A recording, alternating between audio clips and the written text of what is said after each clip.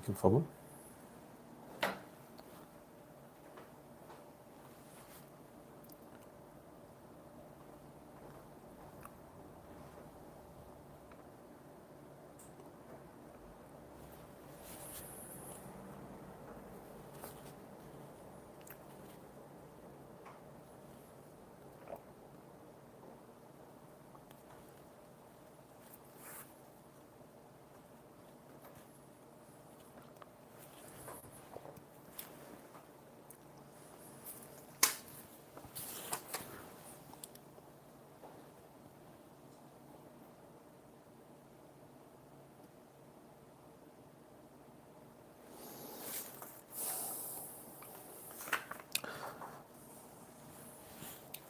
Meus amigos, boa noite a todos. Vamos bater um papo aqui hoje, um papo informal, novamente sobre acontecimentos, né? O início de ano no Brasil, esse primeiro semestre, então, a gente já conta aí com muito material, né? Muitos fatos ocorridos em nosso país que, como quase em todo fato da vida, há ali uma oportunidade de se fazer a incidência de uma análise jurídica e muitas vezes, na verdade, se faz necessário incidir ali o direito para que aquela situação seja melhor compreendida, para que aquela situação seja melhor ajustada ao meio social. Então, como eu disse, são vários os fatos, alguns fatos ligados vamos dizer, a segurança pública ou a insegurança pública, né? Falamos outro dia aí, fizemos uma análise, mesmo que dadas as limitações, porque não conheço os autos do caso, os autos processuais, mas fizemos uma análise panorâmica do caso da chamada chacina de Sinop. Analisamos também recentemente aí uma situação mais particular, né, de uma situação aí, vamos dizer assim, de um problema mais privado, né, da situação do ex-jogador Robinho. Analisamos também a situação envolvendo a questão aí muito ligada a direito penal, processual penal, direito de da lei de execuções penais da Elise Matsunaga. Estamos falando aí sobre alguns temas bastante interessantes. E hoje nós vamos abordar fatos que estão ocorrendo em nosso país, que são fatos muito mais, vamos dizer assim, com uma capacidade de atingir e uma capacidade de promover efeitos, esses fatos aos quais nos referiremos hoje, em toda a sociedade, né? Não é um fato que simplesmente diz respeito à esfera jurídica de um indivíduo específico, como no caso da Elisa Matsunaga, que analisamos. Não é um caso localizado, causando prejuízo e dor em famílias de uma determinada região, como no caso da chacina de Sinop, que analisamos também. Mas o que vamos hoje aqui tentar refletir um pouco, as implicações sociais, as implicações jurídicas, as implicações também, por que não dizer, políticas, até históricas, desta sequência de invasões de propriedades rurais aí, privadas, invasões de terras que vêm sendo aí realizadas pelo Movimento Sem Terra já aí desde o início do mês de janeiro.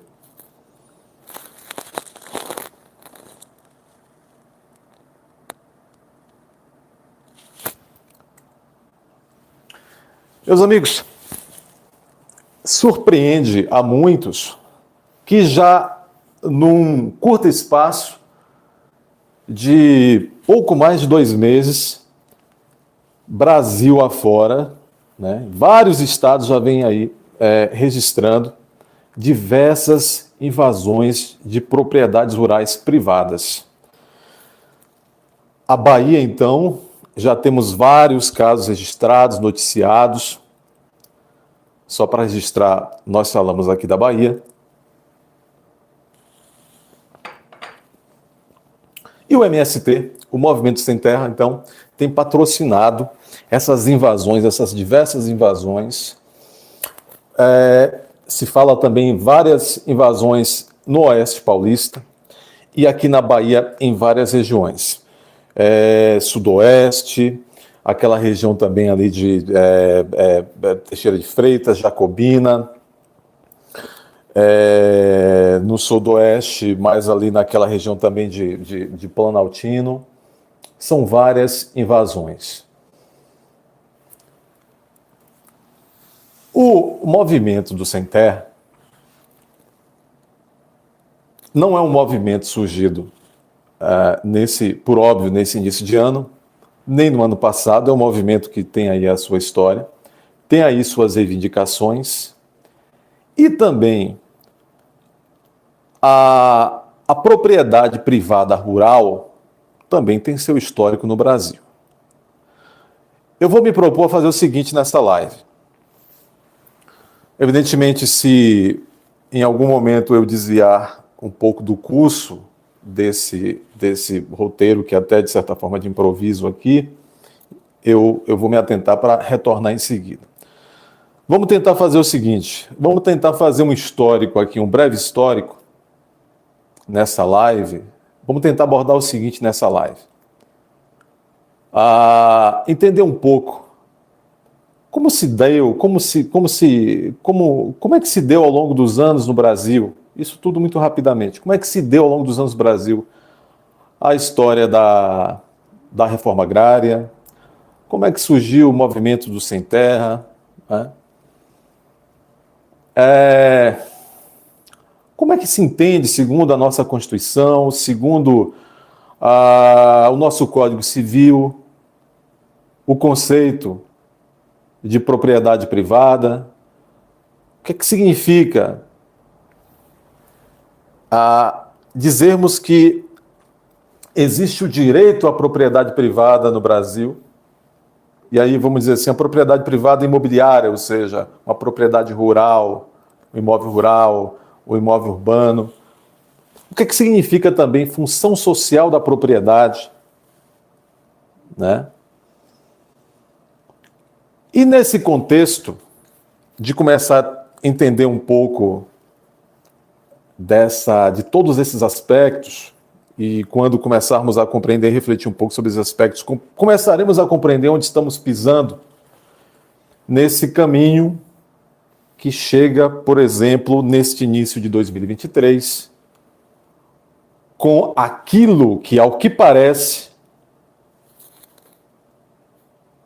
é um novo modo de agir do movimento do Sem Terra.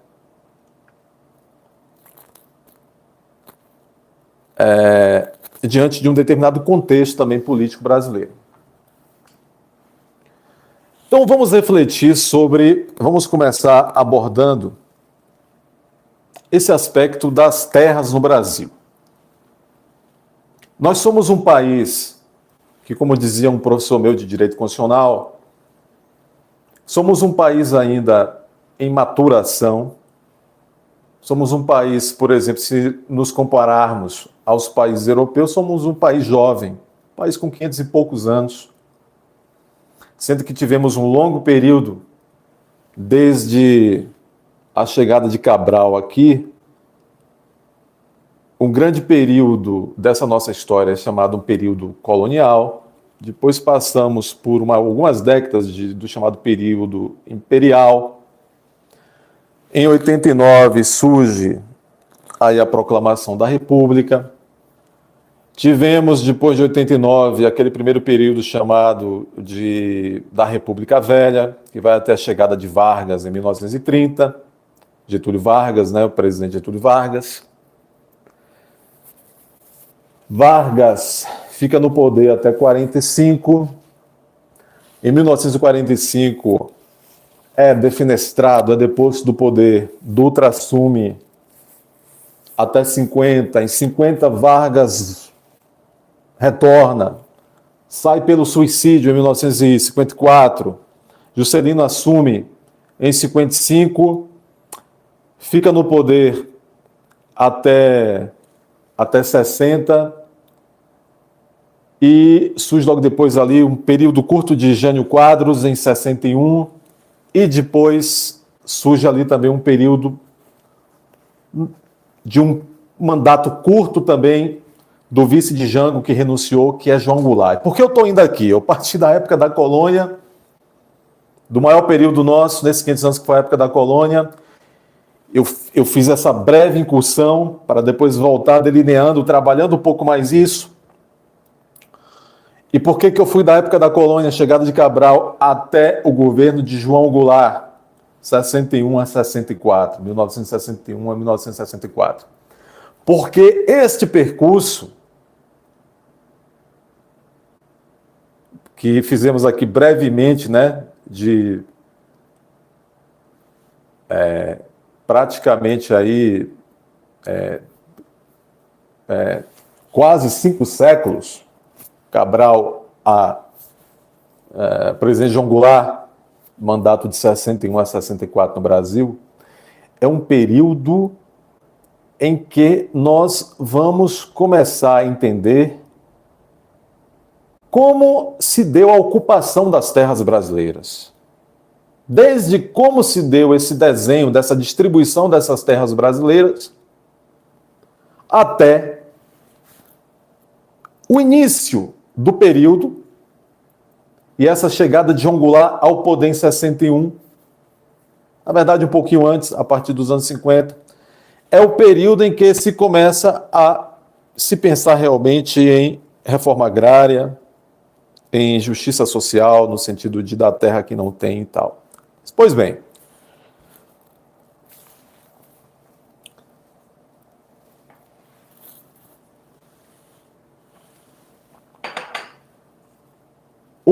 os portugueses, ou melhor, os ibéricos, né? Os portugueses, espanhóis, né? Provenientes da província ali daquela região ibérica, da Península Ibérica, na Europa, fez aí o chamado achamento do Brasil, né? Hoje, inclusive, a historiografia nem trata mais como descobrimento, mas como achamento do Brasil. E aqui chegando, lá por volta, todos sabem, lá por volta de... Chegaram, dizem, né? Pelo menos na historiografia oficial, admite que se chegou aqui em 1500. Lá por volta de 1550 e alguma coisa, naquele final de século XVI, os portugueses que vinham aqui muito brevemente, dar uma olhada só, deixaram aqui pouquíssimos sentinelas, né? Nem colonos se podia chamar ainda de colonos, porque ficaram aí alguns vigias, né? Eles começaram a notar, mesmo antes ali do final desse século XVI, mesmo antes de 1600, que vários aventureiros, inclusive patrocinados por outros países europeus, começavam, França, Inglaterra, começavam a rodar e a adentrar esse grande território aqui brasileiro. Até então pouquíssimo conhecido, até então apenas, vamos dizer, bem mapeado e vislumbrado apenas na nossa região, nessa faixa litorânea, na costa, à beira do mar, vamos assim dizer. O Brasil interior, o Brasil central era desconhecido. No entanto, os portugueses começaram a notar, como eu disse, que esses esses diversos contratados por esses países, rivais europeus, começavam a sediar o território, começavam a entrar dentro do território, e Portugal notou que a propriedade, a posse, o direito sobre o achamento, né, desse território que viria depois ser o território brasileiro, estava em risco, começava a se encontrar em risco. Então, Portugal, a partir ali do início do século XVII, começa a pensar uma maneira de habitar esse território brasileiro. E todos sabem, se recordam das aulas de história, que diante disso, o rei português, a coroa portuguesa, tratou de tentar habitar o território brasileiro, na medida do possível. E aí é quando realmente a colônia passa a ser colônia. Portugal, vou falar de uma maneira muito coloquial, Portugal, naquilo que era conhecido do Brasil, Portugal divide em grandes extensões de terra e doa esse Brasil dividido em vários grandiosos blocos de terra, chamadas capitanias, doa a alguns grandes figurões que terão ali a missão de povoar essa terra, tornar essa terra, portanto, uma terra de alguém, de portugueses, para que outros países não a tomem. E durante muitos e muitos anos, o Brasil, ou aquilo que viria a ser o Brasil depois, ele começa ali a engatinhar nessa forma de grandes extensões de terra, sob o jugo, sob vamos dizer assim, o mando de alguns senhores, que inclusive, durante muito tempo, tinham, naquelas terras que estavam sob o seu poder, tinham verdadeiro poder de polícia. Inclusive, mais do que isso, verdadeiro poder de vida ou morte sobre aqueles que habitavam ou adentravam o seu território. Eu digo, as suas capitanias. Então, veja, a ocupação e a distribuição das terras no Brasil já começa desta maneira. Hoje é um pouco fácil olhar para o retrovisor e até, principalmente, olha dessa maneira que eu vou mencionar agora, aqueles que pouco sabem de história. Hoje é fácil olhar para o retrovisor e simplesmente dizer, mas olha, já começou errado. Já começou com mega latifúndios. Porém, todavia, será que seria possível aos portugueses àquela altura assegurarem o território que haviam conquistado? E aqui, pessoal, não vou entrar em debates antropológicos mais profundos. Mas essa terra já tinha dono, era dos índios. Eu também concordo com isso. Mas aqui vamos tentar otimizar a situação. Aqueles que atravessaram o oceano e, de alguma forma, o Oceano Atlântico, os portugueses, de alguma forma, conseguiram o domínio sobre essas terras, vislumbraram naquele momento que a maneira mais eficaz de assegurar o território e não perder território para franceses, ingleses, etc., era distribuir as terras em grandes extensões de terra para poucos senhores. E dar aqui o poder de polícia, o poder de administração, quase que total, porque deviam, em certa medida, também se reportar,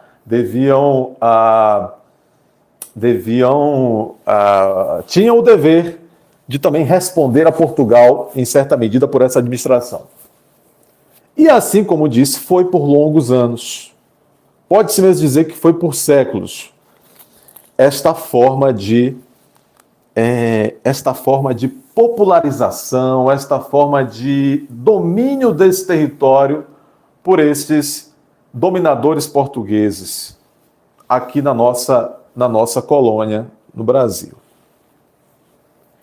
E esta forma de domínio dessas terras ela vai perpetuar mesmo após o Brasil ter deixado de ser colônia de Portugal, adquirida a sua independência com Dom Pedro II em 1822. E durante todo o Império, claro que as coisas vão se modificando um pouco, ao longo desses séculos que mencionei, em certa medida, essas grandes extensões de terra vão sendo divididas em extensões um pouco menores, mas essa pecha, essa característica de que as terras em nosso território, durante muito tempo, foi dominada por uma minoria, estas terras, essa característica é notável durante a colônia, depois do período colonial, adentrou pelo período todo imperial, com os dois imperadores, primeiro Pedro I, depois Pedro II, e, em certa medida, sempre com alguma diminuição, mas mantida sempre as grandes extensões de terra na mão de poucos, também acaba o Império, e essa característica da distribuição das terras brasileiras adentra também a República. E assim permanece muito ainda até do início da República, da Primeira República, até o final da Primeira República, em 1930. Bom, desde antes um pouco, ali por volta de 1850, ainda período imperial, antes da República, começam a surgir alguns primeiros estatutos jurídicos, algumas primeiras leis, algumas que, inclusive, a mais famosa, sempre trazendo a palavra terra, né, em sua denominação, visando fazer o regramento dessa distribuição de terras, mas ainda a distribuição de terras entre os dominadores. Os dominadores. A gente não pode esquecer que o nosso também, a forma como fomos colonizados foi uma colonização de exploração no período colonial. Teve o fenômeno drástico aí da escravatura. Então, senhores europeus que aqui dominaram índios, dominaram escravizados, dominaram os filhos miscigenados desses portugueses, com índios, com negros. E você tem a base da população vivendo sob o jugo e administração desses grandes senhores num país eminentemente rural, eminentemente de atividade rural e agrária, por muito tempo. Por muito tempo. Pelo menos até pouco mais da metade do século XX. Pois bem, é justamente a partir dos anos 1950 que vai se começar uma preocupação ou uma visão de, aos poucos,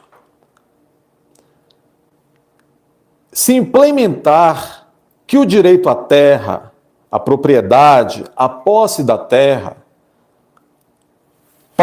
visando um país moderno, visando um país menos injusto, mais pujante, mais produtivo, mais civilizado, mais próspero, não se podia ter uma infinidade de dominados,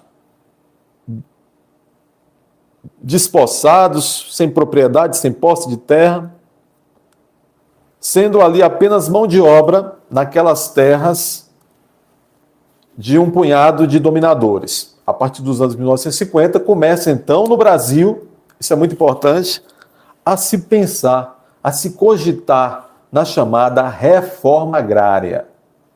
Reforma agrária. Ou seja, tentar diminuir a extensão desses latifúndios, destinando parte destas terras, transformadas agora em lotes menores, destinado a famílias, destinado a pequenos produtores. Com isso se visava, de fato, trazer um Brasil mais moderno. Eu repito, estou falando aqui a partir dos anos 1950, quando se começa a pensar em reforma agrária. Visando assim, por que reforma agrária? Por que reforma fundiária? Porque é justamente isso, reformar aquele velho desenho, aquele velho modo de ser da nossa ocupação territorial rural, que era feita por latifúndios, e em muitos lugares do país, imagine as extensões de terra do centro-oeste nosso, do norte, grande parte do nosso território, ainda em meados do século XX, estava desabitado. Estava desabitado. Então, quando se começou a pensar em reforma agrária, nesse período, metade no Brasil, em metade do século XX, visou-se redesenhar, fazer esta reforma e promover, vamos dizer assim, a ocupação, a penetração de brasileiros a habitar aquelas regiões do centro-oeste, as regiões do norte do país e outras regiões pouco habitadas. Buscava-se desenvolver o país lá para o interior. Não à toa, Juscelino Kubitschek, quando em campanha e depois acabou implementando, levou a capital para o centro do país, criando o Distrito Federal ali em terras do que hoje, do que seria Goiás, né? De parte de Goiás. Inclusive, essa previsão, é bom que se diga, de levar a capital do país para, pouca gente sabe disso, para o centro, para a região centro-oeste, tirando do Rio de Janeiro, essa previsão, ela se encontrava já presente há muito tempo, em previsões ainda do século XIX no país. Não foi uma coisa assim que Juscelino Kubitschek teve um insight, tirou uma ideia maravilhosa da cartola, não. Diga-se de passagem que a construção de Brasília, conta os historiadores, foi um antro de corrupção. Pois bem,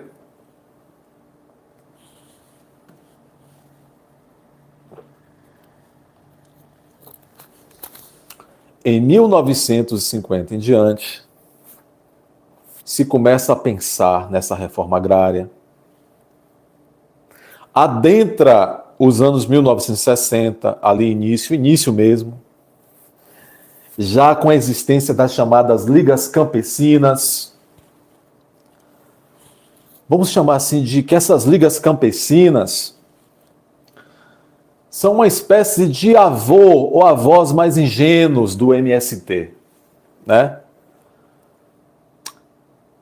Versões predecessoras, mais ingênuas do MST. Essas ligas campesinas, elas são criadas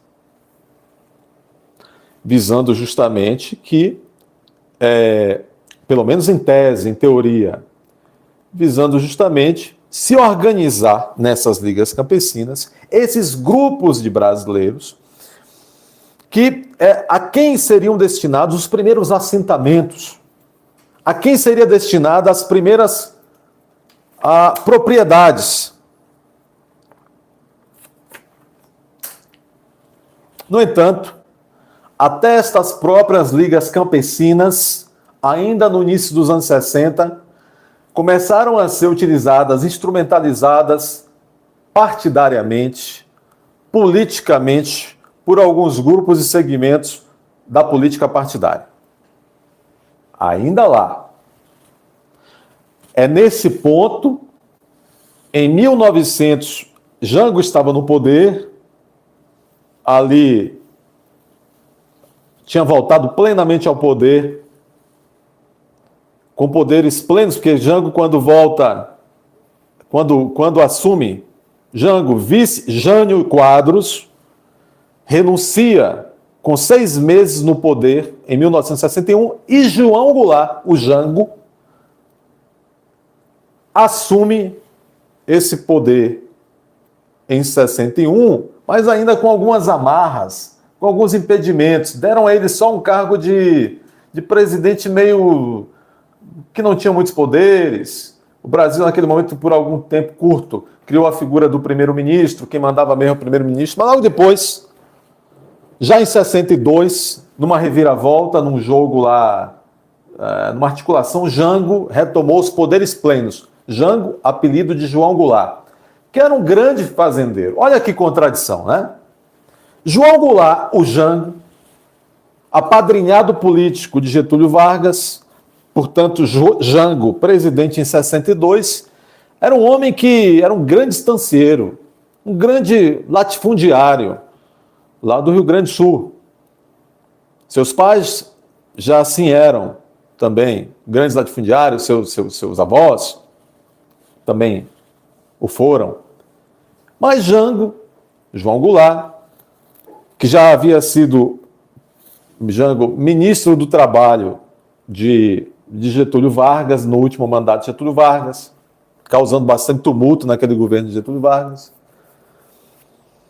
Jango se aproximou muito a partir de 62, ainda mais a partir de 62, de uma pauta reformista que queria tocar no Brasil, fazer no Brasil acontecer a toque de caixa. E dentre essas reformas que Jango pretendia, ou pelo menos dizia que pretendia fazer no Brasil, estava a reforma agrária. E aí a gente não precisa entrar, talvez, num debate. Hoje já se tem, inclusive, bastante indício de que Jango pretendia se perpetuar no poder, utilizando movimentos sociais como seus braços. E, ao que parece, Jango estava pretendendo,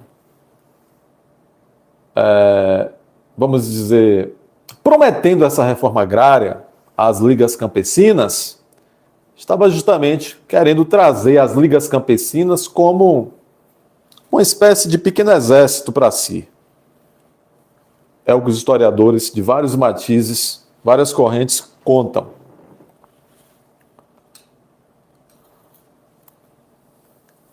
O governo de João Goulart foi marcado por convulsões.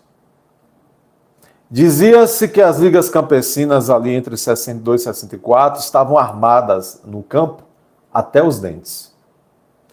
E que aquilo era um trunfo para Jango.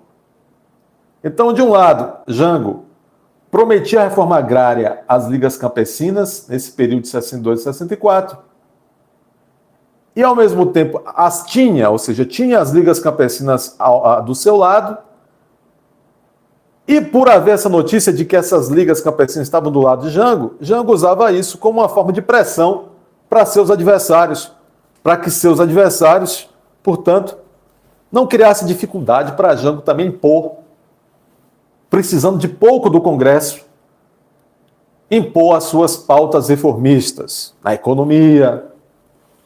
Quando se diz reformista, não se quer dizer que eram boas, que eram estruturadas, que eram seguras. Ao contrário, o período de João Goulart na presidência da República, entre 62 e 64, foi um dos períodos mais instáveis da sociedade brasileira, onde, inclusive, a economia esteve mais instável, onde os níveis de emprego estavam muito baixos, onde a população brasileira passou bastante aperto.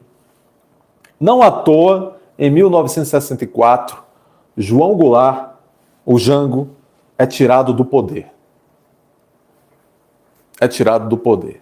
Muito bem, então o que a gente tem? O Brasil está numa rota, já independente do governante que está no poder, independente do partido que está no poder, a sociedade brasileira, de alguma forma, já sabe que para seu programa civilizatório, seu rumo civilizatório, a pauta reforma agrária, já ali àquela altura, em 64, não poderia desaparecer.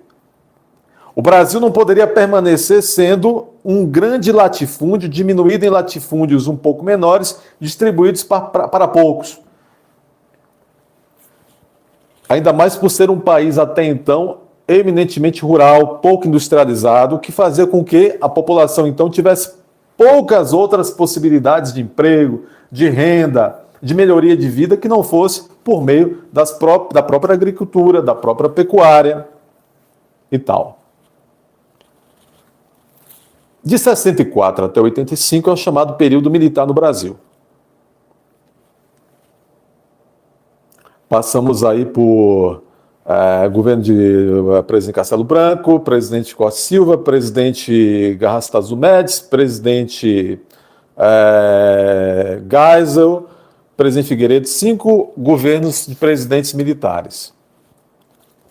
Quando os militares, nesse período de 21 anos no poder, os militares entendiam também que a reforma agrária, que essa nova redistribuição de terras, inclusive agora para aquela parte da população que historicamente tinha ficado afastada do direito de ter alguma propriedade, os militares entendiam que era hora realmente de distribuir um pouco dessas terras para aqueles que até então nunca tinham tido terras. E a pauta da reforma agrária, em certa medida, ela andou. Já em 1960 foram criados, antes do final dos anos 60, ainda já sob o jugo do poder militar, foram criados alguns órgãos visando a organização, né, desses aspectos relativos à reforma agrária. Em 1970 é criado, com a fusão de outros órgãos, é criado o chamado INCRA, em 1970.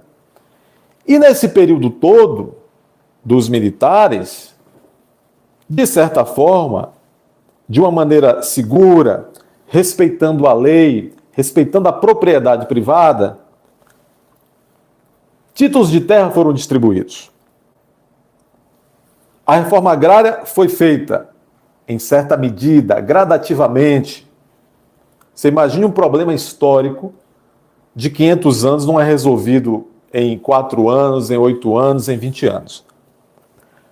Mas é importante dizer que, então, o Brasil já tinha dado uma guinada, no sentido de que a questão das terras, no entendimento de que a questão das terras tinha que ser melhor distribuída no sentido de justiça social. Com a aproximação da devolução do poder do governo federal aos civis, ali nos anos 80, já nos anos 80 é criado, né, o que é criado também no início dos anos 80? O PT.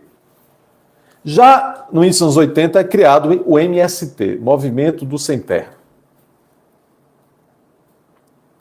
E o Movimento do Sem Terra, o MST, vem também trazendo a bandeira da reforma agrária, todavia com uma visão mais revolucionária. Traz então esse movimento dito social uma pauta de justiça social, em tese, né? De justiça social, dar àqueles que precisam de terra para ter uma vida mais digna terra, terras improdutivas, terras devolutas, terras que estavam sendo inúteis para a sociedade, tinha-se que destinar à população que queria produzir e precisava produzir. Pelo menos essa, na teoria, é o programa, a justificativa de existência do MST ali no seu surgimento.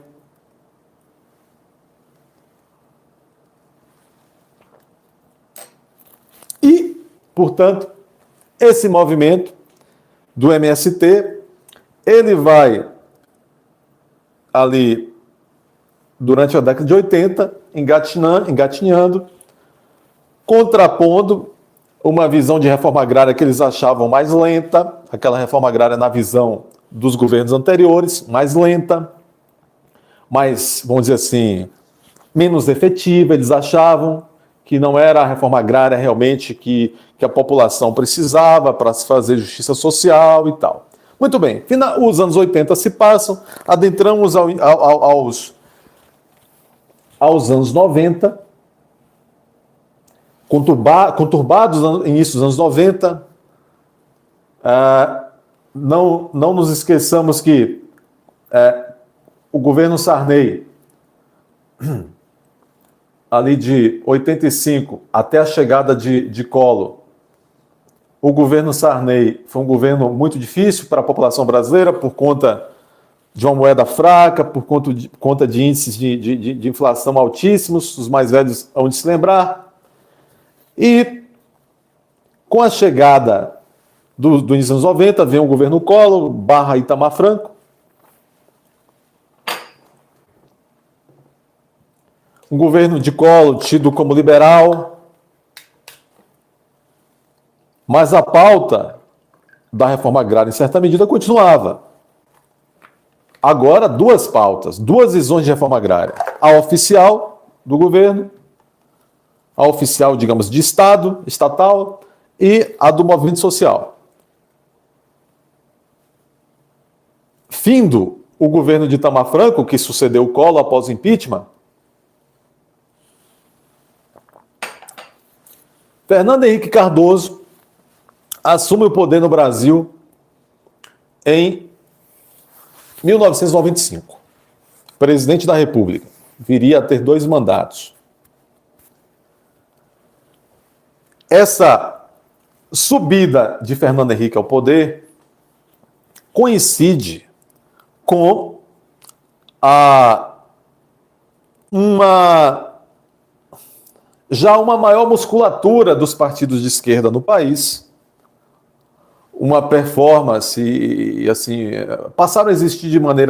voltaram a existir institucionalmente de uma maneira mais efetiva, notadamente o PT. O MST também vem nesse embalo de crescimento. Toda essa conscientização e mesmo a prática dos movimentos sociais ganham mais corpo no país. E o governo de Fernando Henrique não abandonou a pauta da reforma agrária, tá, pessoal? Não abandonou a pauta da reforma agrária e chegou realmente a distribuir, a desapropriar muitas terras improdutivas, muitas terras devolutas, desapropriar e assentar, dando os devidos títulos, né, os devidos documentos aos colonos, às pessoas que estavam ali cadastradas. No entanto, a essa altura, o MST e vamos dizer assim, os movimentos de um certo viés político mais à esquerda, passaram a identificar o governo de Fernando Henrique Cardoso como um governo reacionário, um governo que era governo dos ricos e que, portanto, fazia ali uma reforma agrária uma reforma agrária muito tímida, uma reforma agrária sem eficácia. E durante aquele período, aqueles 8 períodos do governo Fernando Henrique, é onde se tem realmente uma expansão grande. Fernando Henrique, vamos recordar, ficou no poder de 95 até 2002. Nesse período é onde realmente o movimento sem terra é apresentado com maior visão, ganhou os holofotes na sociedade brasileira, nos jornais, nos telejornais, nas revistas. Quantas capas da Veja nesses tempos retratava as invasões de terra. E na pauta e na justificativa desse movimento, sempre dizendo, olha, nós queremos terra, nós queremos justiça social, e nós apenas invadimos terras improdutivas. Na teoria. Bom, com a chegada da esquerda ao poder, de Lula ao poder em 2003, depois da eleição de 2002, Lula fica 8 anos no poder, faz a sua sucessora Dilma Rousseff, que ficaria ali mais quase 8 anos também no poder, foi defenestrada, foi impeachmentada antes. Mas aquele movimento sem terra, que já tinha uma grande desenvoltura nos 8 anos de Fernando Henrique, com os 8, 12, 14 anos e meio do PT no poder, entre Lula e Dilma, esse movimento sem terra ganhou muito mais corpo no cenário social, no cenário aí das pautas de reforma agrária. Por que eu estou dizendo tudo isso?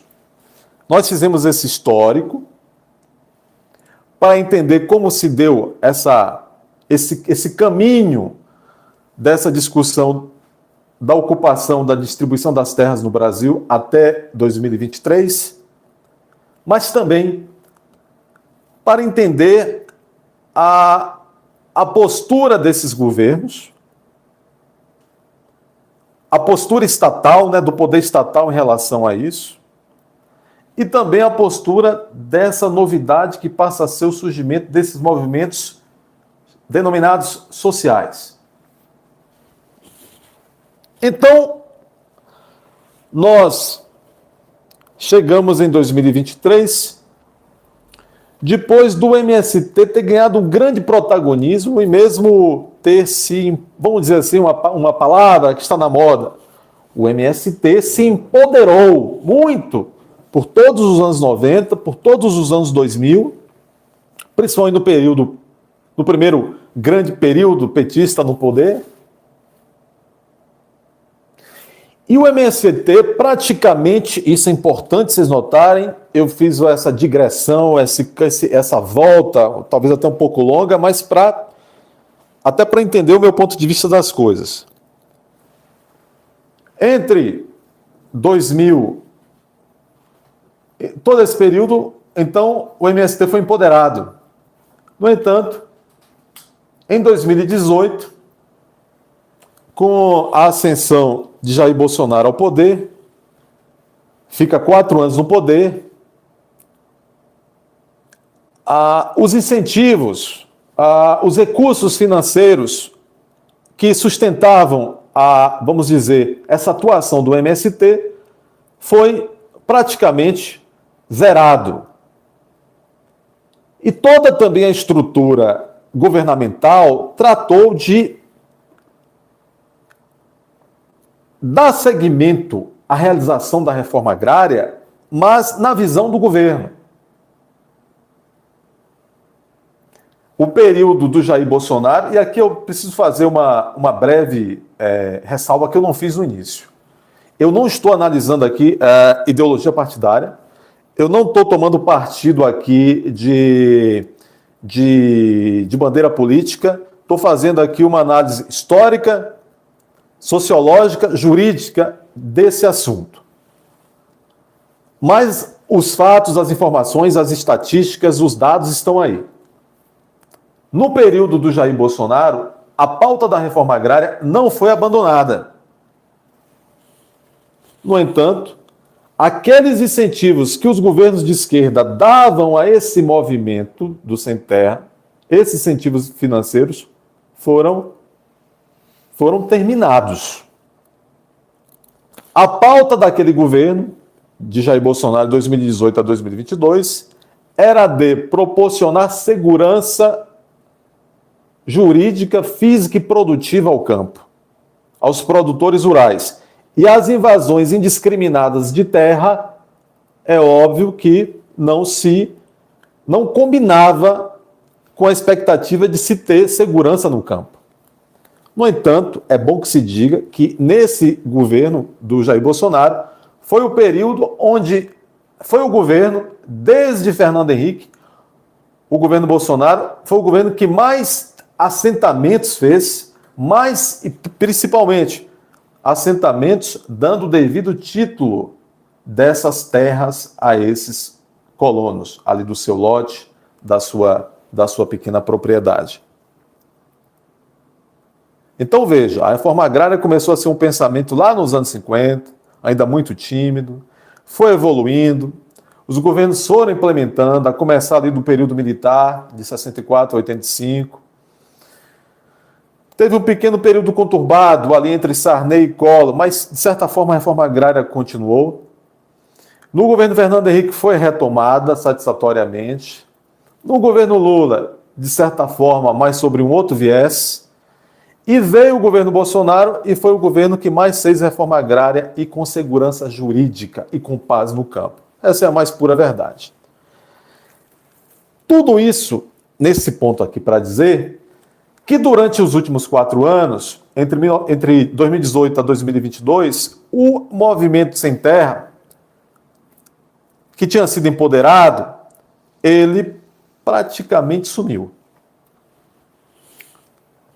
Agora, início de 2023, na verdade, já no período eleitoral, no período de campanha eleitoral de 2022, né, já ali nos últimos meses do ano, os movimentos sem terra ressurgiu e começou a promover algumas invasões.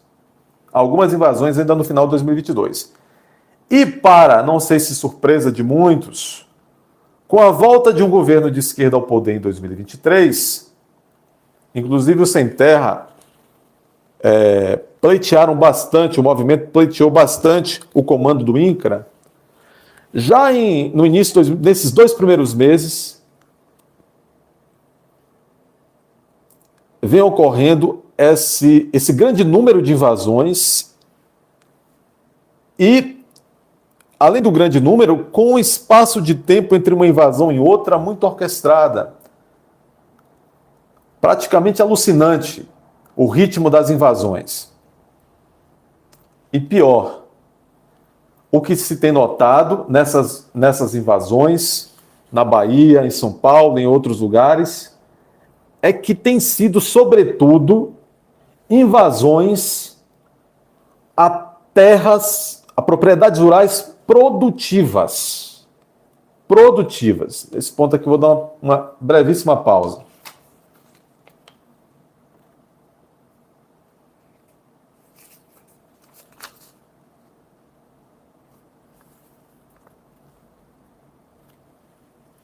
Então, agora para ir realmente dando uma leitura mais do direito sobre essa situação, porque o que nós temos é o seguinte: nós chegamos nesse início de 2023, depois de toda essa caminhada que eu acabo de refletir com vocês, chegamos ao que parece, em algo que pode vir a se tornar um cenário problemático. Porque em tempos normais, nós já teríamos aí um dilema, nós já teríamos aí uma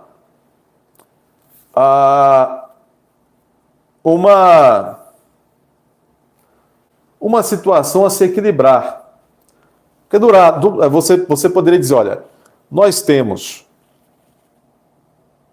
uma discussão a fazer quando se fala de reforma agrária e direito à propriedade privada. Que discussão é essa? É como a discussão deve ser travada no seguinte plano: que a reforma agrária, para que realmente ela seja, a reforma agrária, a distribuição de terras, para que ela seja feita de maneira legítima e legal, ela deve ser obediente e ela deve ser conforme a Constituição e as leis. Então nós temos, para entender o que está acontecendo hoje, nesse ritmo tão alucinante de invasões a terras rurais no Brasil, nesse início de ano, nós temos que discutir os conceitos de propriedade privada, estampado esse direito, essa garantia fundamental, a propriedade privada, e aqui nós estamos falando especificamente a propriedade privada de imóveis rurais, de terras rurais.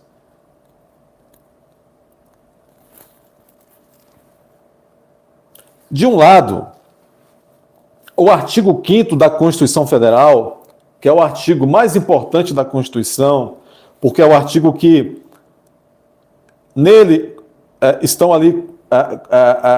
se encontram contidas as chamadas garantias individuais, as mais importantes. Nós temos ali no artigo 5º, no inciso 22 da Constituição Federal, consagrado, assegurado a qualquer cidadão. Essa é uma regra civilizatória. E é uma cláusula pétrea, é uma cláusula de pedra da Constituição Federal. Não pode ser mudada, não pode ser retirada. O direito sagrado à propriedade privada. Aquele que, por seu mérito, pelo seu suor, pela sua capacidade de trabalho, adquiriu e tem, seja um casebre, seja uma mansão, seja um pequeno lote de terra rural, seja uma grande fazenda de eucalipto para produzir celulose. Isto é propriedade privada e é garantido pela nossa Constituição e não só, pelas constituições de todos os países civilizados. Direito à propriedade privada. Mas esse mesmo artigo 5º da Constituição, que garante o direito à propriedade privada, este mesmo artigo, que inclusive é por conta desse artigo da Constituição que garante a propriedade privada, que o próprio artigo 1822 do Código Civil também vai garantir a propriedade privada,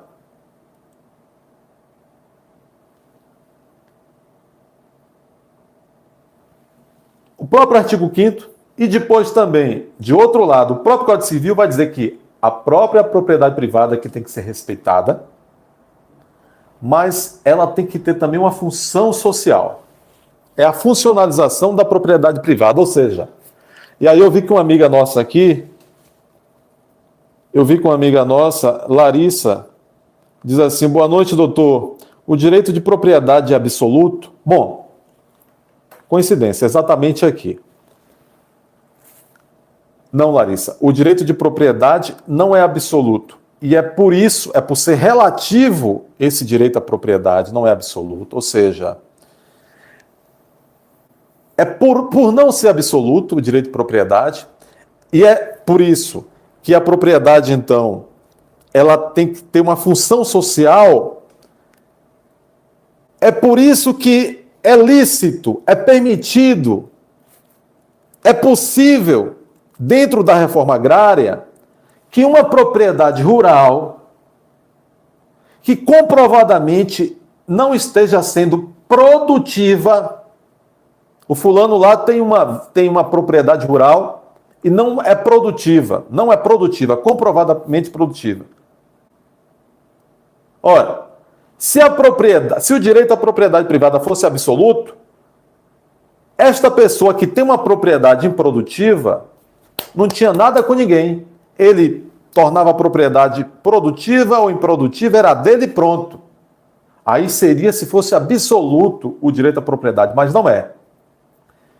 No caso da reforma agrária, uma vez que o direito à propriedade não é absoluto, entende-se o seguinte: se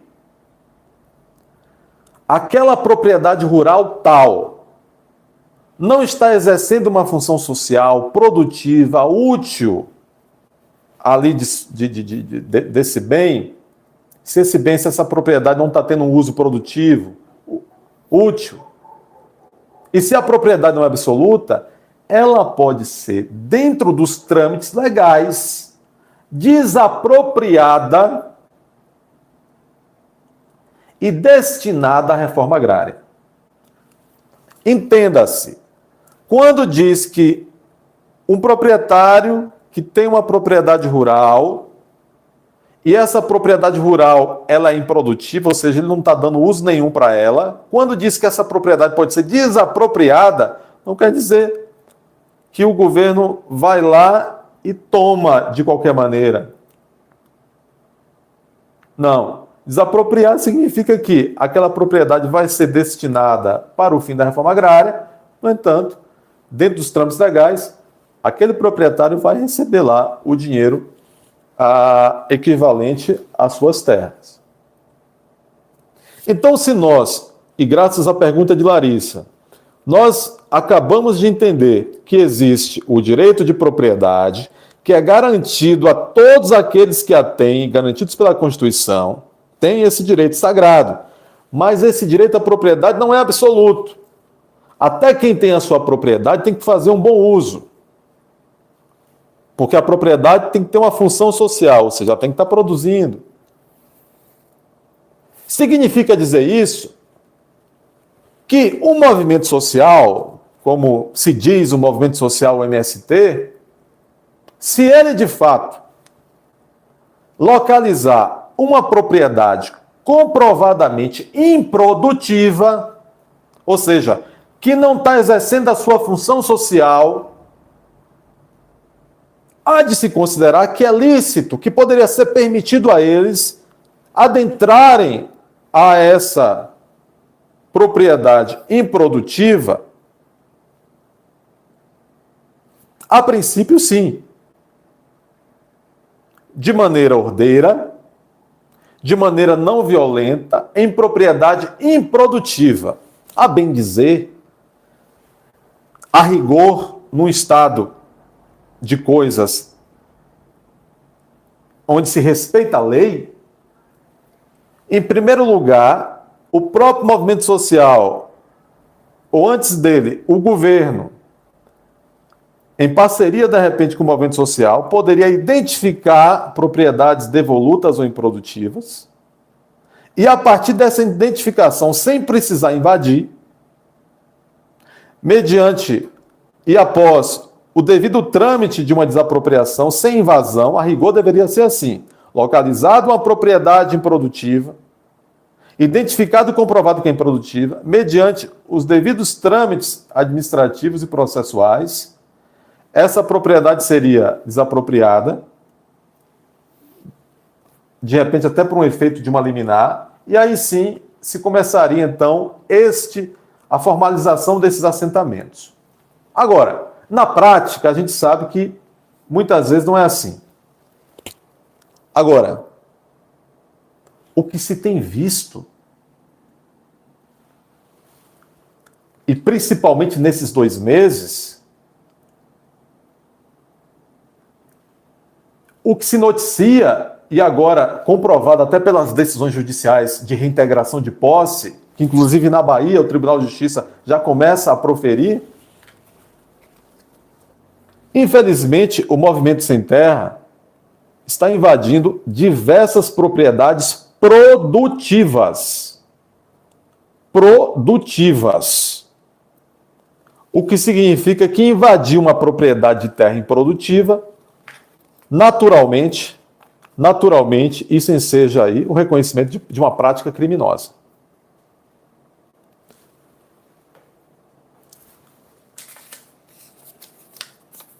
Então, Larissa, o direito de propriedade não é absoluto, ele precisa ser exercido com uma função social. No caso de terras, significa dizer que uma propriedade, para que não corra o risco de ser desapropriada e destinada à reforma agrária, é importante que ela seja produtiva.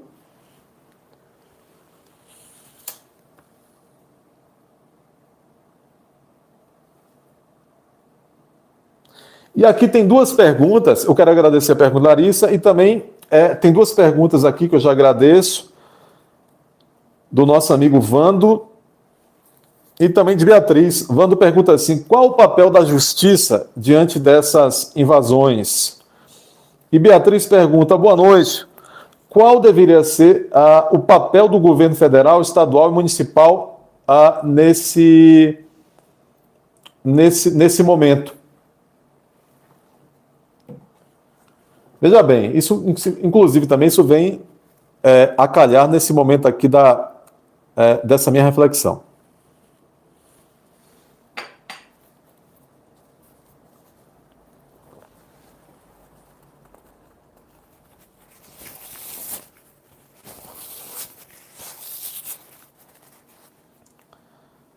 O que nós temos nesse momento no país parece ser um movimento orquestrado de invasões dessas terras, de terras produtivas, portanto, são invasões que devem ser reprimidas. Respondendo à pergunta de Beatriz e de Vando, essas invasões devem ser repreendidas tanto pelo aparato judiciário, como também pelo aparato administrativo, dos governos em sua esfera federal, estadual e municipal, cada um, evidentemente, dentro das suas atribuições e limitações. Então, vamos falar o que é que nós estamos notando. Como eu disse, parece que é um movimento orquestrado. Ao que consta, praticamente todas essas fazendas invadidas são produtivas. Vou dar o exemplo das fazendas invadidas aí, fazendas de propriedade da empresa Suzano.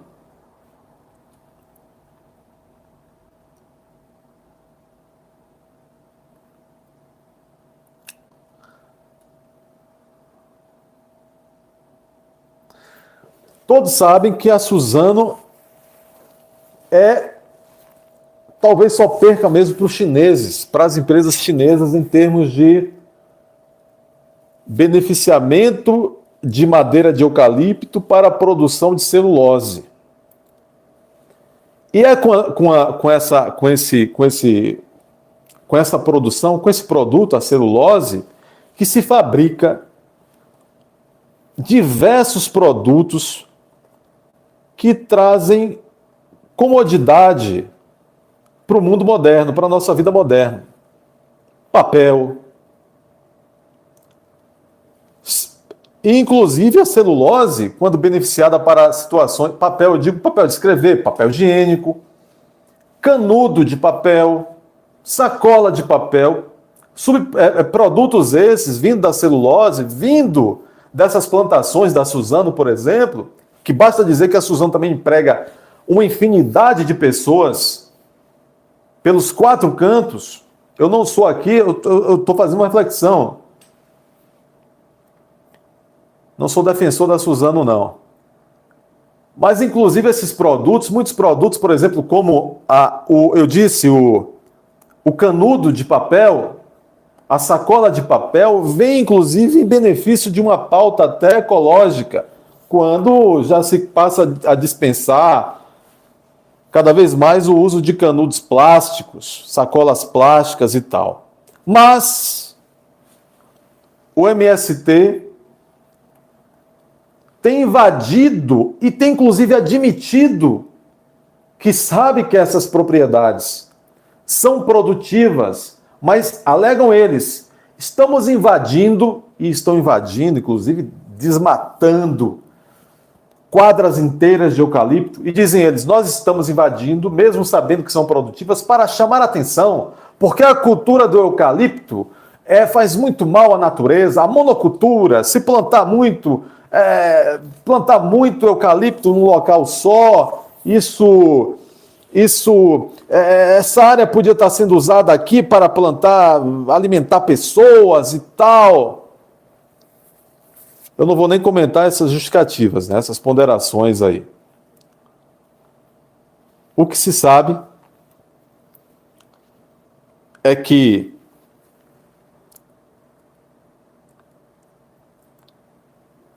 essa propriedade, então, onde a Suzano, essas propriedades, não é só da Suzano não, viu, pessoal?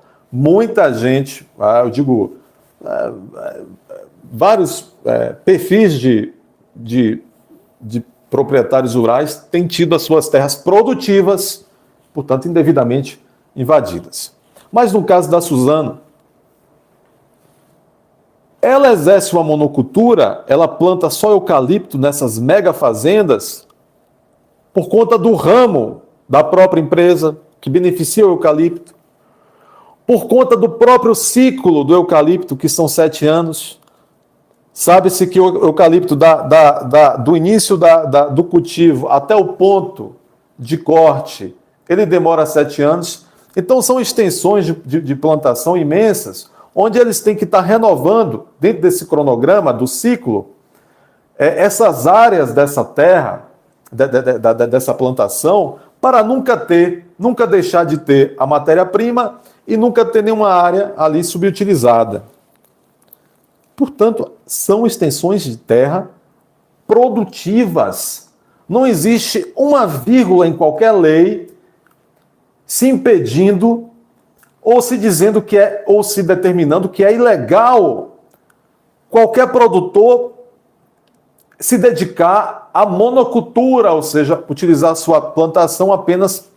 Não é proibido que alguém chegue lá e plante só eucalipto na sua terra. É produtivo, mesmo fazendo essa monocultura. Não há nada dizendo que você tem que plantar coentro no meio do eucalipto, banana no meio do eucalipto, não há. Portanto, essas terras da Suzano, para começo de conversa, são terras produtivas. A invasão é reconhecidamente de plano ilegal. Tanto é assim que o Tribunal de Justiça já vem concedendo liminares para que a Suzano, liminares determinando a reintegração de posse, ou seja, determinando que o movimento abandone as terras produtivas que vem ocupando. Só que aí começa o trâmite processual. Esse movimento vai ser, ou seus líderes, vão ser intimados dessa decisão, dessa cautelar, dessa liminar, e quando intimados é que poderão sair, em regra, eles dificultam o recebimento da intimação, mesmo após a intimação, eles não possibilitam a reintegração ordeira, voluntária, voluntária não, né, porque já teve uma determinação judicial, mas ordeira. E muitas vezes é preciso, na própria decisão já vem, determina a reintegração. Se não for ordeira, se não for tal, vá pela força policial. E muitas vezes tem que ter a força policial.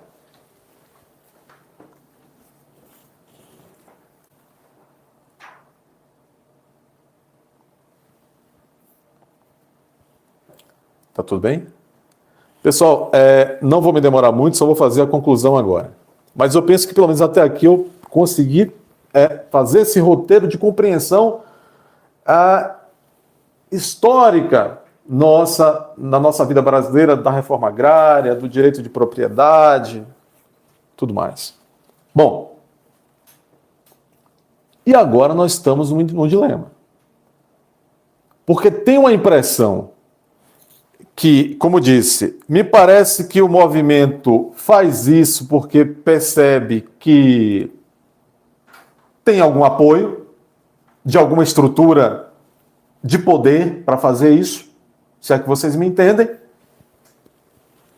E aí, respondendo mais objetivamente a pergunta de Beatriz e de Vando. Vando perguntava, se não me falha a memória, qual o papel do judiciário.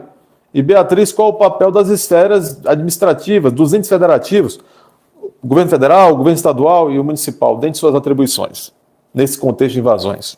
Então, Vando, o papel do judiciário é esse. Por exemplo, eu disse, a Suzano teve sua terra invadida. O jurídico, os advogados da Suzano ou de qualquer outro fazendeiro que teve sua terra produtiva invadida, entra com uma ação, com uma medida jurídica hábil para que o juiz determine a reintegração desta invasão ilícita. Este é o papel do judiciário num primeiro momento.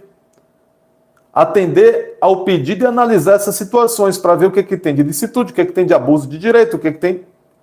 E, além disso, por exemplo, eu já respondi também aqui uma outra pergunta antes de responder a de Beatriz, bem objetivamente. A Ana Carolina, eu agradeço pela pergunta, quais as penas para as pessoas que invadem terra produtiva?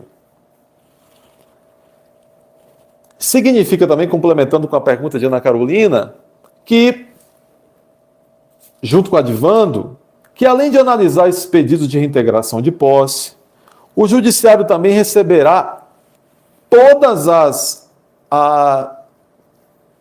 notícias,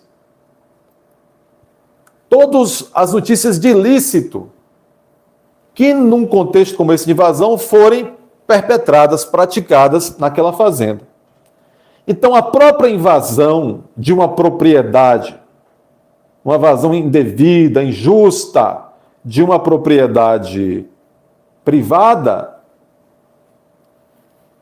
a nossa própria lei penal já vai considerar isso como crime. Mas quando se invade, eles praticam muitas vezes também crime de dano, destrói lá patrimônio, uma colheitadeira, um trator, como já houve em São Paulo, destrói um pomar inteiro de laranjas, destrói um laboratório de sementes de transgênicos, tudo isso é crime de dano. Às vezes há crime de lesão corporal, crimes até de sangue, como tentativa de homicídio, crime de ameaça, é o que mais tem. Ameaça simbólica, nessas invasões já tem relatos de que certo grupo de invasores chega ostentando foices, facões, mas não como alguém que tem ali, está levando a sua foice, seu facão para o uso de sua lida. Não, a gente sabe, né? Quando um instrumento desse ali é utilizado para aterrorizar, para causar temor. Então isso é uma ameaça simbólica. Eu estou portando uma foice, um facão, mas não como um agricultor. Estou portando aquilo ali, eu estou de uma maneira ameaçadora. Isso é um crime de ameaça. Agora, e os danos? Inclusive, caberia também a justiça também, eventualmente, a depender de caso a caso, avaliar também os danos patrimoniais. Existe o crime de dano, e além de responder por um crime desse, quem vai lá quebra, degrada, inutiliza, põe fogo nesses implementos, nessas máquinas, nessas plantações, comete crime de dano. Mas, além disso, essa perda patrimonial do dono dessa fazenda enseja também o direito de entrar com uma ação indenizatória, que eventualmente o judiciário também pode analisar. O problema aí, pessoal, respondendo Vando e Ana Carolina, o problema é que o movimento sem terra, não sei se vocês sabem, o MST, se diz um movimento social, mas vocês sabiam que o MST não tem registro? É informal? É um ente despersonalizado juridicamente, é mais do que isso, ele é uma, eu nem sei dizer, ele é uma, não tem um CNPJ, amigo. Não é uma pessoa jurídica, por exemplo, o MST. Ele não tem o MST central com as suas seções estaduais, municipais, não tem. Ora, então eu tenho um agrupamento de pessoas desde os anos 80 que se diz um movimento social e eu respeito o movimento social. Eu comecei mostrando para vocês aqui, não sei quem não acompanhou a live toda, mas pode de repente voltar uma outra hora e verificar como eu fui mostrando historicamente, desde Cabral, desde 1500, como de fato a situação da reforma agrária no Brasil ela é necessária, como de fato a distribuição das terras no Brasil foi injusta, foi concentrada, onde a elite historicamente sempre manteve, os dominadores dominavam e a maioria da população era apenas subjugada e explorada a sua força de trabalho. Isso é sabido. Os movimentos sociais são bem-vindos. A reforma agrária é bem-vinda. Agora, o que a gente não pode tolerar é desmando. É a prática indiscriminada de delitos. Então, quando se invade uma fazenda dessa, se pratica vários tipos de delito. Tá bom. Agora, mesmo se fosse pessoa jurídica no Brasil não comete crime, pela lei, a não ser se for um crime ambiental. Tá, então, por exemplo, tá bom. Então, você está dizendo então que é difícil enquadrar o MST, porque não é pessoa jurídica, mas criminalmente, ele nem poderia ser enquadrado criminalmente, a não ser se fosse uma pessoa jurídica e cometesse um crime ambiental. Então, quem responde pelos delitos penais que se praticar numa invasão dessa? Aí vai ter que identificar figura por figura que estava envolvida naquela prática, ou aquela figura específica que cometeu aquele delito de dano, de ameaça contra a pessoa, o que for. Agora, e por que seria importante o MST? Talvez seja por isso que até hoje ele nunca procurou ter. Por que seria importante o MST para as vítimas? Por que seria importante que o MST fosse uma pessoa jurídica? Porque é justamente nisso. O MST responderia pelos danos, pelos prejuízos patrimoniais que causam nessas invasões. Como ele não é pessoa jurídica, todo esse prejuízo, quem arca com esse prejuízo é o fazendeiro, quando tem sorte de ter a sua reintegração providenciada, determinada em tempo. E, além disso, o MST, todo mundo sabe, recebe dinheiro. Claro, é financiado de alguma forma, e muitas vezes até com dinheiro público. Por não ser uma pessoa jurídica, a gente não sabe quem dá esse dinheiro, de onde vem, quanto recebe e para onde vai. Simples assim. Então, penso eu penso que a reforma agrária é necessária, ela tem que ser feita de maneira ordeira, dentro da lei, mas também não seria hora de começar a repensar também que esses movimentos sociais, eles não podem ser avulsos assim, apócrifos assim, do jeito que são. Um movimento social que tem uma tal penetração, que tem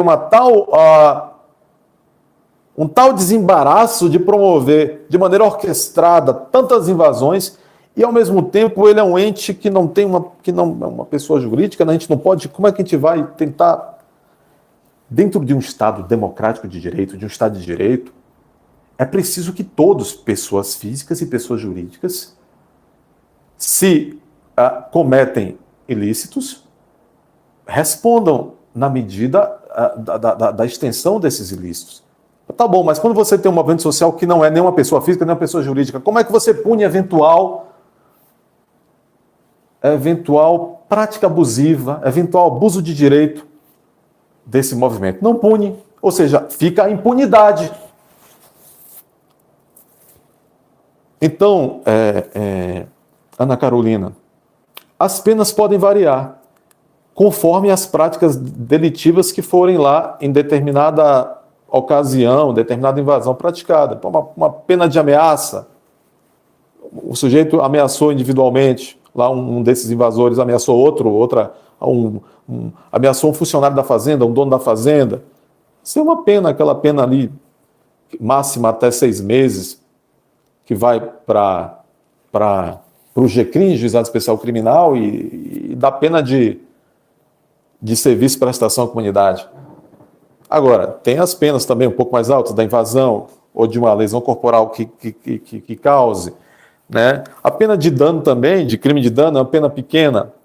Então, o movimento não tem, de certa forma, o movimento parece que, com todo respeito aos movimentos sociais, parece que o movimento ele tem conhecimento de que a impunidade é quase que uma certeza para esses abusos.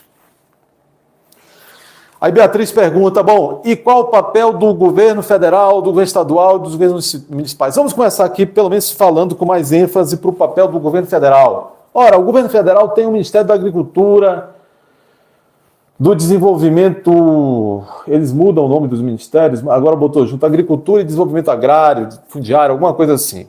Ora, o Executivo, que é um dos poderes da República, ele tem que ter responsabilidade. Se é obrigação do governo federal pensar, estabelecer a reforma agrária, mas isso tem que ser de maneira legal. Por outro lado, se o governo federal vê que está acontecendo abusos nessas invasões, por meio do Ministério da Agricultura, por meio do Ministro da Justiça, é preciso que o governo federal seja claro. Está meio dúbio. Está meio... É preciso que o governo federal se apresente por meio dos seus ministérios que têm a atribuição de lidar com isso e diga, a balbúrdia não. A reforma agrária legal, a construção das desapropriações de maneira legal, os assentamentos legais, tudo bem. Agora, nós precisamos ter responsabilidade e não levar insegurança ao campo. Não levar insegurança àquele setor, o agronegócio, que é o setor mais bem sucedido no Brasil. Mais confiável do ponto de vista de que ele caminha hoje pelas próprias pernas. Ele é responsável pelo sucesso do nosso produto interno bruto todos os anos, nosso PIB. Se espera que o governo federal, por meio de seus ministérios, por meio de suas autoridades e até por meio do senhor presidente da República, que tenha uma postura, tudo bem, o governo não, todos sabemos, tem um viés revolucionário, tem um viés reformista, de esquerda, que inclusive tem como um dos seus sustentáculos o MST, mas ele está governo de todos. Está governo dos movimentos sociais mais revolucionários, mas também está em governo, ele está governo e governante de todos os setores, inclusive do setor rural. O governo não pode, de maneira nenhuma, jogar com a dubiedade, com a obscuridade, sem deixar claro de que todos devem respeitar a lei. Então, é preciso que o ministro da Justiça, o senhor Flávio Dino, seja duro com essas invasões, aquelas que foram identificadas como irregulares, igual ele todos os dias é duro com aquela suposta invasão que ocorreu lá no dia 8 de janeiro, onde todos sabemos. É preciso que o pau que dê em Chico também dê em Francisco. Ou então aí a gente vai estar flertando, pessoal, com o caos. E eu fico me perguntando também, o governo, que sempre teve a relação histórica que teve com o MST, terá interesse em parar essa escalada do MST invadindo propriedades produtivas? E me pergunto também, e será que o governo, mesmo tendo interesse, a partir de um certo momento, em intervir e tentar diminuir um pouco essa balbúrdia atual, será que o MST vai obedecer um governo de irmãos? De camaradas? Eu repito, eu não estou aqui fazendo juízo de valor, nem desfazendo de qualquer movimento social. Eu acredito que o Brasil é um país ainda extremamente injusto. Essa questão da reforma agrária a gente precisa evoluir bastante, mas de forma legalizada. Acredito que uma democracia tem que ter movimentos sociais, tem que ter organizações não governamentais, que a sociedade civil tem que ser organizada, tem que se organizar cada vez mais. Mas eu fico me perguntando a quem será que serve, a quem será que servirá uma escalada? Já se fala agora que teremos em abril o chamado Abril Vermelho. Já se espalha por aí, e certamente quem espalha tem interesse em se espalhar isso, que abril será um mês de muitas invasões. Alguns fazendeiros, a gente já tem visto pelo noticiário, inclusive já tem se organizado, e quando tem uma fazenda de invadida, se juntam ordeiramente, vão até em busca de uma guarnição policial, pede que os acompanhe para evitar conflito e vão até lá, ordeiramente, pedir que os sem terra, que ocuparam aquela terra produtiva, saiam dali. Agora, até que ponto? Uma hora essas coisas talvez comecem a ter conflito social. E se perdeu o controle sobre isso? A quem interessa o caos?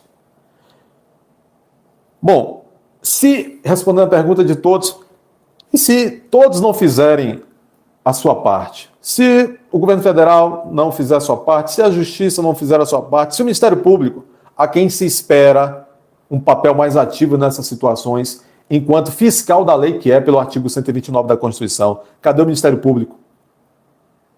Certamente já devem estar fazendo alguma coisa, mas tem que fazer um pouco mais. Se todos os atores que a Constituição determina que tem que agir no momento desse não agir, deixar a balbúrdia continuar, será possível que em poucos meses, além das propriedades rurais privadas que estão sendo invadidas, será que o temor de uma cliente minha de Salvador, que me perguntou recentemente, doutor, não tinha nada a ver a reunião que tinha com ela com esse assunto, mas ela estava aflita, ela me perguntou, é verdade que vão começar a invadir as casas e a gente vai ter que... e vão botar famílias para morar com a gente aqui e tal, sem teto? Eu disse, olha, eu acho que não. Eu acho que a gente não vai chegar nesse ponto, não. Mas também não tenho duvidado de muita coisa, não, eu disse para ela. Então, em outros países, no início do século XX, a gente já viu aonde isso deu. E aconteceu até esse tipo de coisa que minha cliente me perguntou. Esse temor dela se concretizou em certo país soviético, em certo país eslavo. E gerações por décadas tiveram que arcar com isso e conviver com isso. Então, pessoal, essas invasões, em resumo, essas invasões são...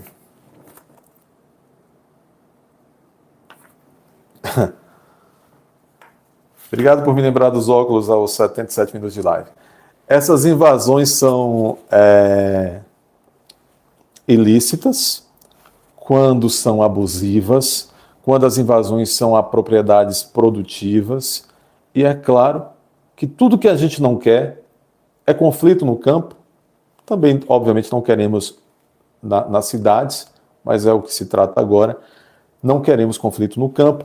O conflito no campo vai levar diminuição da produtividade do rural brasileiro, vai levar a desemprego, vai levar a uma diminuição dos investimentos nesse setor, que, portanto, leva a desemprego, leva a carestia desses gêneros todos que a agricultura e a pecuária produz, vai levar a inflação, ou seja, a economia nesses 2 primeiros meses, que já se encontra abalada, visivelmente abalada por outras opções, a seguir e a continuar, ou até a piorar esses conflitos no campo, é óbvio que a nossa economia e a qualidade de vida do nosso povo vai piorar.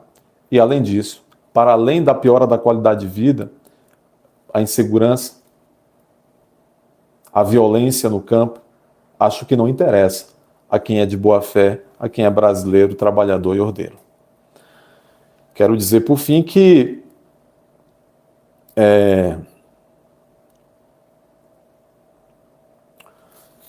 temos que ser otimistas, temos que ser vigilantes, temos que fazer nosso papel de cidadania, temos que nos informar, temos que ter coragem, porque não adianta uma vida sem coragem, uma vida de covarde, uma vida de que também a gente não pode fingir que não está acontecendo nada quando acontece alguma coisa ilegal. Todos temos que ter, e temos direito, pessoal, de ter uma opinião. A gente não pode exceder o exercício do nosso direito de opinião, de expressão, exceder no sentido de agredir a honra do outro e tudo mais. Mas temos direito, sim, de pensar, de opinar, de expressar. E nesse sentido, vamos ser otimistas, vamos observar com otimismo, vamos ser vigilantes, para que isso, quem de direito deve fazê-lo, que haja e que traga aí a normalidade para esse setor. Quero dizer, por fim, agora definitivamente, tenho um profundo respeito pela busca verdadeira da justiça social. Alguns dizem que o direito é instrumento de manutenção do poder, que o direito é instrumento de fazer com que aqueles que já detêm o poder permaneçam com a detenção, permaneçam com esse poder, sendo dominador e fazendo aqueles outros que nunca tiveram dominados. Talvez, em certa medida, infelizmente, o direito, a justiça, as leis ainda sirvam para isso, como instrumento de dominação. Os dominados se perpetuando, dominando os dominadores dominando os mais fracos. Porém, cabe aos operadores do direito, cabe à cidadania entender o direito, inclusive, como instrumento de justiça social. Agora, a justiça social só ocorrerá e só valerá a pena e só existirá dentro de uma sociedade que esteja pacificada. Alguém pensa que pode existir justiça social, assentamento produtivo, alguém produzindo em sua terrinha com o campo em guerra? Não vai existir, né? Então, essa foi a reflexão de hoje. Quero agradecer a todos pela atenção. Se tiverem interesse, compartilhe. Temos outras lives também. Deixem temas para outras lives. Tá bom? Um abraço. Até a próxima.